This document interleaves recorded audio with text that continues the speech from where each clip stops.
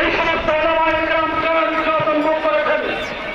তাদের মধ্যে অন্যতম হল ময়মনসিংহের সংগ্রামী সভাপতি মৌলানা খালেদ সাইফুল্লাহ সাহেব আমার পরিচালক স্বামী জড়িত।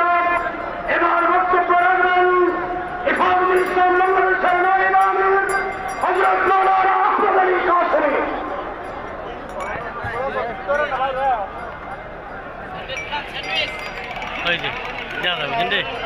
বিসমিল্লাহির রহমানির রহিম। দীর্ঘক্ষণ বক্তব্য হয়েছে, আমি একটা কথা বলতে চাই যে আজকে যেন এই ধরনের বিভ্রান্তিকর কোনো সংবাদ পরিবেশন না করা হয়। হেফাজতে ইসলাম নারী অধিকারে বিশ্বাসী। আমরা নারীদের ন্যায্য অধিকার এবং কুরআন বর্ণিত যে সমস্ত অধিকার নারীদেরকে দেওয়া হয়েছে সেই অধিকারে আমরা বিশ্বাসী। এই নারীবাদীরা তারা সংস্কার প্রস্তাবে একটা প্রস্তাব করেছেন, সেটা হল যে তারা অভিন্ন পারিবারিক আইন চায়।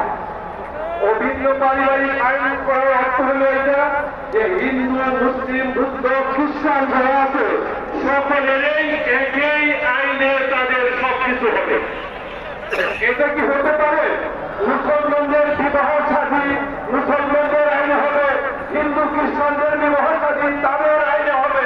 সুতরাং অভিন্ন পারিবারিক আইন হতে পারে না।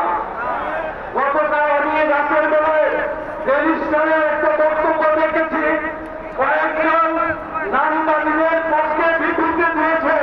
তারা বলেছে যে যখন এই বাংলাদেশে কোন সময় নারী উন্নয়নে কাজ করা হয় তখন এই প্রগতির বিরুদ্ধে একটি মহল তারা সোচ্চার হয়। এখন হেফাজতে ইসলামের নামে হয়েছে।